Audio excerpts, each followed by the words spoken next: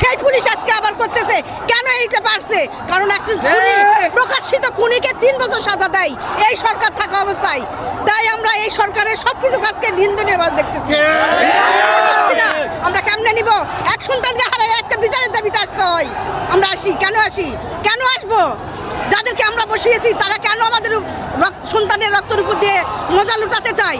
এই মজা কোনো সন্তান লুটাতে দিবে না। আমার এক সন্তান হারাইছে, লক্ষ সন্তানের কেন ভয়ের জন্য এখানে আসি নাই। আমরা আসছি, মোর মৃত্যু হলে এখানে আমারও মৃত্যু হবে। যদি আমাদের জন্য কথা বলে এক ওসমান হাদি আমাদের জন্য যা করছে, সেই ওসমানের যুদ্ধের জন্য আমরা কিছু না করতে পারি, আমরা ব্যর্থ মা। বিচার করে যাবো, বিচারের দায়িত্ব নিয়ে যাবো আমরা এখান থেকে।